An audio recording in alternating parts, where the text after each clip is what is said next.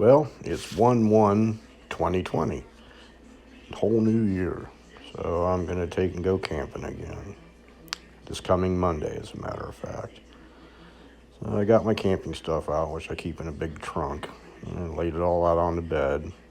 This trip, I'm not taking saddlebags or a sissy bar, so everything's either got to fit on the luggage rack or in my backpack. This is all the gear: tent, ground cloth, sleeping bag, backpack, everything. Now, I took and made some changes with my sleeping gear. It's going to be going down to about like very low 40s, high 30s at night. I don't want to get cold. So I took my one sleeping bag, which is rated for 40 degrees. If you're fat and can sleep in a refrigerator, it's not. And put my 20-degree bag inside of it, which also isn't worth a crap at 20 degrees. But if you put one inside the other one, it's comfortable as it can be. And they're both down bags. They don't take up much space. They squash down well. It's a good trade-off. I'd rather have the bulk and be comfortable than have a little small one that makes me shiver all night long. The stuff sack laying there is what the sleeping bags fit in. I'll put my clothes in it and use it for a pillow when I go to sleep. That saves me the trouble of having to pack something like a pillow. There just really isn't room for that kind of stuff going this way.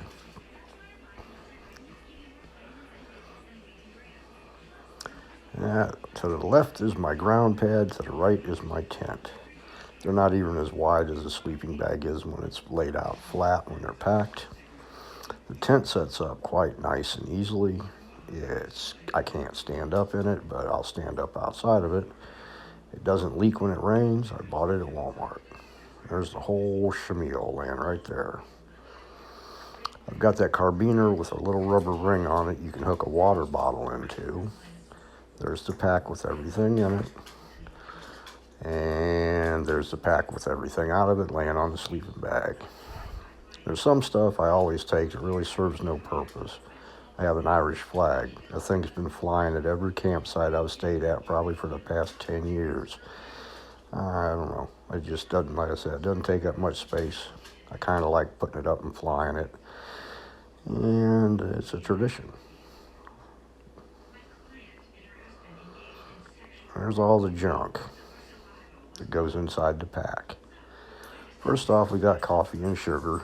That goes inside the flap of the pack, along with the Irish flag. Then I've got my red box. The red box holds basically all the loose junk. I've got storage batteries, candles, a flashlight, lighters, charger cords for my phone. It all fits in there. It keeps it from poking me in the back while it's in the backpack, which is kind of important.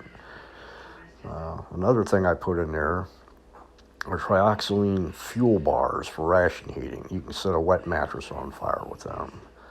There's the 3 batteries. They're real thin, about the size of a pack of cigarettes.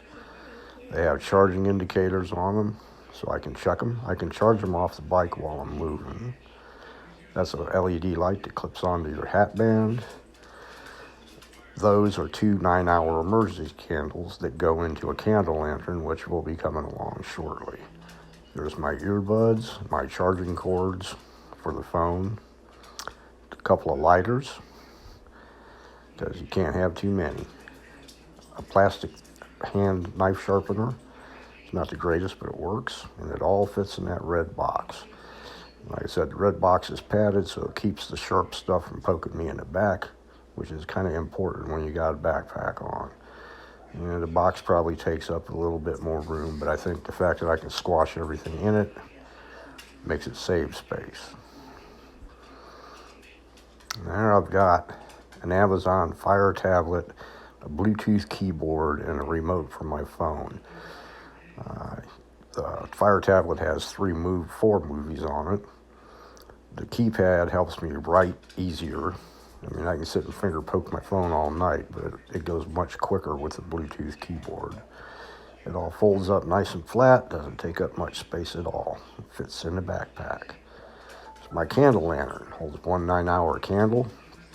It sits in a neoprene case. It's the second one I've had in the past 30 years, so they're pretty durable. I really like being able to light it and watch it burn at night. I hang it from the top of the tent. It fell down once, it put itself out. This is my cooking gear, this is my stove, burner, my mug, my cook pot.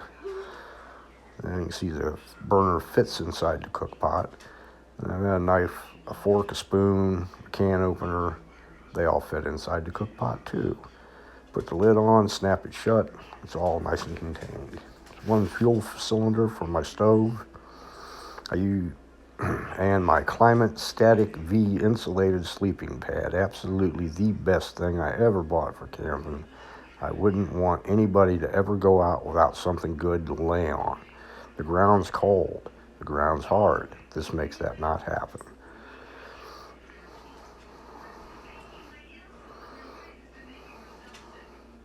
I've got two 32-ounce Nalgene water bottles. They fit in the sides of the pack. This is the inside of the pack. It's just got padded sleeves for electronics. I put the red box in the bottom. Then I put in my cook pot with the flat part towards my back because you don't want that handle poking you. And the padding for the electronics help keep that off.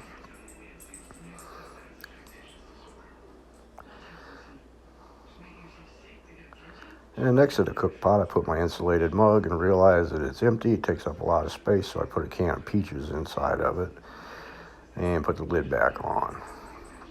And see? Two things in the space of one. Put my can of Dinty Moore on top, the can of lanterns behind it.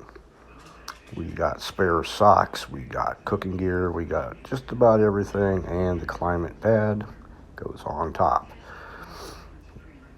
Now, there's the keyboard and the fire tablet. They go down inside the padded sleeve. My Leatherman tool and a handkerchief. They go in the outside pouch. And then on the outside of the pack, there's another pocket. I just keep a couple bungee cords in it.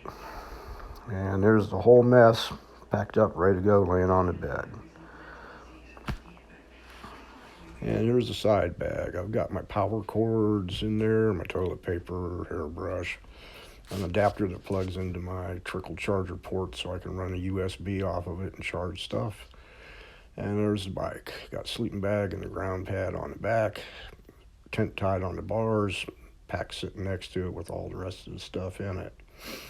Sleeping bag on the luggage rack. When I have the pack on my back, I can sit down. The pack rests right on top of the sleeping bag, so there's no definite weight on me.